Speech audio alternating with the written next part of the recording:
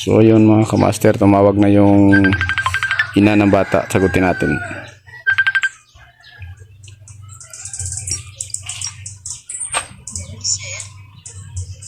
Hello ma'am.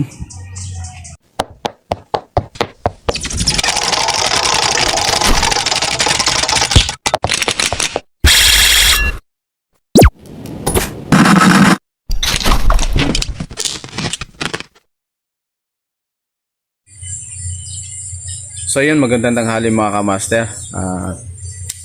Nandito pa rin ako, dito ko sa labas ng barangay hall. May kubo kasi dito dahil doon sa loob bawal din magtambay. Kasi nandun yung mga opisyalis. Kaya dito kami pinatambay, o dito ako pinatambay. Kasama ko yung bata, nandito, natutulog. At so yun mga kamaster, nakunta ko yung ina ng bata. At saka tatawag daw siya ulit sa akin. At saka hindi ko lang nakuha ng footage nung nag-video call siya. Pero ngayon, tunan ko ng video para malaman nyo din. So yun, ang bata po ay okay na po talaga. At inaantay ko na lang po yung ina niya na tumawag ulit kasi nasa biyahe pa daw. Kukunin na yung bata. So gagawin ko ito mga kamaster, alang-alang sa bata, at siguro mga ilang oras kasi medyo hindi ko lang sasabihin yung lugar ng ina niya kasi para din sa kaligtasan ng pamilya ng bata. Siguro mga ilang oras o mga siguro, hindi ko alam kung anong oras darating. Basta sabi niya tatawag daw siya ulit. Ako daw ay mag-antay-antay lang. Kaya hindi ako nakabalik doon kaagad sa bundok. Ayun nung barangay hall, dito lang ako kasi bawal doon may mga opisyalis doon So yun mga kamaster, ako po ay malaking papasalamat sa katatay mo at saka sa mga kasamahan ko na itong bata na to okay na. Nakita ko siyang uminti at nakita ko siyang nakikipag-usap na rin sa mga taong nagtatanong sa kanya kung bakit siya nandun. Sabi niya wala talaga daw siyang idea kung bakit siya kinuha. Kaya sabi niya lang na daw nandun siya sa eskwelahan, tapos bigla na daw may dumating na akala niya, sabi kasi daw kamag-anak daw, sabi ng bata. Sabi daw kasi ng tao na kumuha sa kanya, inutusan daw siya ng kanyang papa na kunin dahil yung papa daw niya ay lasing. Kaya sumama naman daw siya. Pero hindi niya alam na ayun, doon siya sa bundok dadalhin. So yun mga kamaster, at mag-abang na lang tayo sa pagtawag ng kanyang ina dahil nagbibiyahe na daw ng bus. Medyo may kalayuan, siguro mga mamayang hapon siguro darating yun.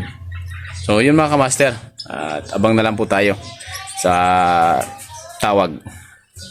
Thank you po.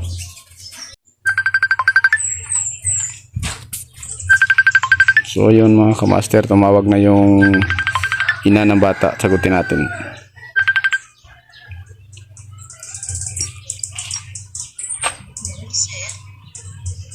Hello ma'am.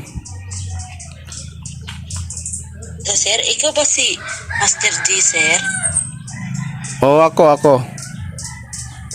Sir, nakita na ko imong vlog ba? Nasa imo akong anak?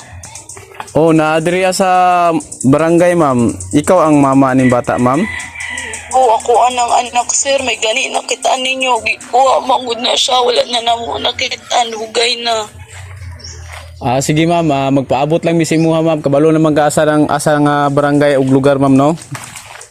Sige, sir. Kay mo biyahe po mi sa akong bana ron. Sige ma'am. Salamat kayo, sir. Sige ma'am, kay gikuhaan po na ko ning footage ma'am, pero ay kabala ka kay di mo na ko ipakita imong naong ma'am. Kay aron sige sa imong seguridad. Salamat. Para makabalo lang po akong mga supporter. Sige ma'am, magpaabot mi diri ma'am. Nya ang ako alang gusto nga dili lang nimo ni biyaan og gutro ang bata ma'am kay lisod na nga mapareha sa kuan ba nga nakuha niya. Ang imuha lang kuan ma'am, prove lang nga ikaw jud ang mama sa bata. Mangayo lang ko gamay nga mga identity nimo, basta mga valid. Picture sa amo sir, pamilya na mo. Family pic lang ma'am o apelyido o bisag kuan lang ang gamay detalye sa bata nga nagpamatuod nga ikaw ang inahan ani para ma-release ni sa imuha sir. ma'am. Nagbiyahe na ka ma'am? Sir, mahulat ra ko sa kumbana. Sige ma'am. Kay kami po diri magistorya po siguro mi ni Kap ani. Aron lang po sa seguridad sa bata nga ikaw jud ang nagpamatuod nga ginikanan aning bata. Nya Okay sir. ang katulang giingon ako ma'am na magdala lang kag bisag balid nga nagpamatuod nga ikaw ang ginikanan aning bata para ma-release o madala nimo og balik. Okay sir. Salamat kayo. Sige ma'am, walay problema ma'am.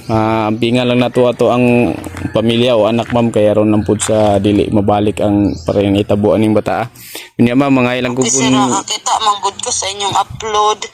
Nya, maod ito akong anak. Salamat kayo. sige ma'am. Mga ilang kog katula kong gipagay si mama prove lang na imuha jud ning anak. Aron pud ma-release dayon sa imuha. O isa pa dili man pud ni i-release og dali-dali gud ma'am og ang imuha lang kuan kan lang kaugalingon lang nimo imong dalon nga moingon lang ka nga imuha ning bata dili na mo ni i-release sa imuha ma'am kay lisod na kay basig mabalik na po ning bata sa iyang gidalan sa una nga ngita lang mig bisag iyahang birth certificate ma'am basig makadala ka nya bisag inyong mga photos na kamo magpamilya nya mga valid lang. Siguro ning bataan na masiguro ni siya mga kuan sa eskwelahan nga nagpamatuod nga ikaw ang kuan. Ikaw ang ginikanan. sir. Nya ma'am, ang amo pong concern ani once nga madala ninyo ning bata dili lang po nato pabayan mama kay aron po dili mabalik ang iyang naitabo karon kay basig matruma ning bata. Okay sir, salamat kayo sir ha. Salamat kayo sa inyo ha. Sige ma'am, walay problema ma'am. Nya unsa man mo mga orasa maabot ka ma'am kay naraba ko ilakaw ma'am. Basin niya sir, mga sa oras do ka oras sir. Dali raman na. Layo gid ay. Layo pa manggod sir. Layo gid inyong lugar di ay. Oo sir, nga tingala gani kung anong diaanan na padulong. Sige nya amo lang siguro ning siguroon ma'am nga kuan na Okay sir, ayo lang ninyo biyaya kung anak sir ha. sige ma'am, way problema ma'am. Nya dili man na mo biyaan pud naman pud diri si Kap na magbantay ani bata. Basta mao na to ma'am, ang amo lang pangitahon, ang prove lang nga ikaw ang ginikanan o magdala lang kag valid ID. Okay ra sa inyo ha ma'am. Okay ra kaayo sir, salamat kaayo. Unya kay wala man pud ko kapabilin ani ma'am kay wa man pud ko kwartaan ni basin og makatabang ko gamay nga pang kuan ani bata. Okay sir, sige sir, salamat kayo sir. Sige ma'am, magpaabot ni mga unsang orasa ma'am kay narabo ko ilakaw ma'am. Okay sir, manawag ko. Sige, panawag lang balik ma'am. Salamat kay ma'am. Okay sir. Sige ma'am. So yun mga kamaster, nakausap na namin yung ina ng bata at saka pabiyahin na daw. At saka hininga natin mga kamaster ng kunting prueba na siya yung ina ng bata kahit mga valid ID o nagpapatunay na siya yung original na ng bata, kasi hindi natin i-release yung bata na to hanggat wala silang ipapakita na pero alam ko na siya talaga kasi nag-sit siya dito sa cellphone na mga picture o nung maliit pa itong bata na to. Basta marami siyang katibayan kaya alaman natin yung pagdating niya siguro mamaya. Abangan nyo na lang yung mga detalye mga kamaster at sana wala nang mangyari tulad nito na case na mawala ng mga mahal sa buhay, kasi delikado po talaga yung mga ganito. Buti na lang at naligtas natin, hindi pa na ni Kusak naalay. Tayo yung nakauna. Although minsan aminin natin o sasabihin na may mga bagay na sasabihin ng iba, bakit kayo hanggang tingin lang, sana kinuha nyo na lang yung bata. Yung mga iba na nakuha na namin ng footage, ganun. May mga ano po kasi yan may mga rason na kung bakit hindi namin inano kaagad, kasi malalagay din sa panganib yung buhay namin pag kami kikilos na wala sa wala sa plano. Alam nyo naman, mas marami sila, tatlo lang kami, mas maraming tauhan sila. Kaya minsan may mga bagay na hanggang tingin lang kami, pero masakit sa dibdib talaga. Hindi may iwasan yun na sobrang sakit. Kasi alam namin pag in-upload namin to may matatanggap kami ng mga mensahe na masasakit. Pero sana lawakin pa natin yung pag-iisip natin na binigay namin yung best na makuha namin yung bata sana, pero mas marami yung mga tauhan kaysa sa amin. Kaya hindi kami makakilos kaagad.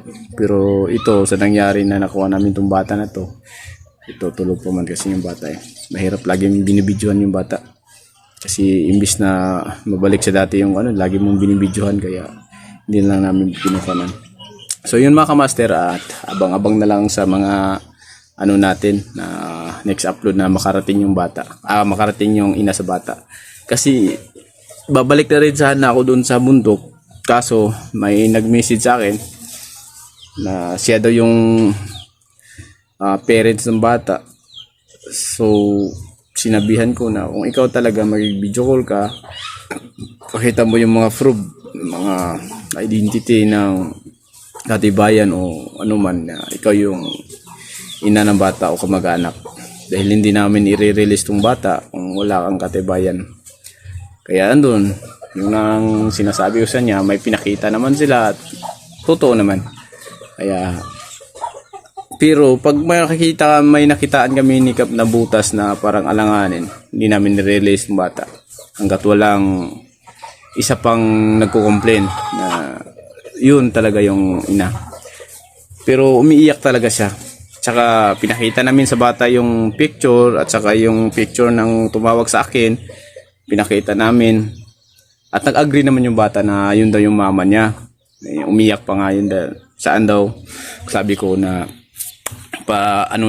patungo na yung mama mo dito. Sinabihan namin yung bata. So ito talaga yung mama mo, sabi ng bata. Oo, yan yung mama ko. Sige. Kaya medyo napanatag yung loob ko dahil mismo yung bata nakikilala yung picture ng ina niya. Sa isip ko, bumabalik na yung ng bata dahil doon sa tulong ni Tatay Gimo. So yun, shout out nga pala sa lahat ng nagpapaano kay Tatay Gimo. Sana gumaling na rin kayo dahil hindi man namin kinuhanan ng camera o video, pero nag-iwan kami ng kasulat doon sa bahay ni Tatay Gimo para naman kung wala kami doon at mababanggit ni Tatay Gimo, ipapagalingin kayo. Kasi lahat naman tayo na may iniinda na sakit, nag-ano tayo ng kagalingan sa pangatawan. Kaya yun, nag-iwan kami ng pangalan, mensahe para dasalan ni Tatay Gimo. Ngayon na lang anuhan na lang namin, antayin na lang namin yung ng bata para naman makagbalik na ako doon sa explore. Kasi medyo may kaba ako dahil nung mga time na pinagamot namin tong bata na to, sinabihan ako ni Tatay Gimo na mag-ingat-ingat daw ako dahil may mga bagay daw na siguro posibilidad na mangyari sa akin at saka sa anak ko na kami yung magkakalaban. May posibilidad na may mawala daw sa amin. Kasi yung anak ko daw, mahirap na daw kung baga hindi agad maagapan. Yung anak ko daw nasa ilalim ng itim na mahika na talaga, hindi na makakakilala sa akin. Pero alam ko na kahit nasa itim na mahika siya, pero pag pinapakita ko na mahal na mahal ko siya at hindi ko siya kayang saktan, siguro naman kahit yung isip niya ay nasa kapangyarihan ng itim na mahika, pero yung puso niya, sigurado ako na hihipuin niya ng Panginoon para malaman niya na Ama yung naging nakikipag-inkwentro sa kanya. Kaya sana mga kamaster, huwag niyo akong iwan. At salamat, at ating antayin na lang yung pagdating ng pamilya ng bata na to. So yun mga kamaster, maraming salamat.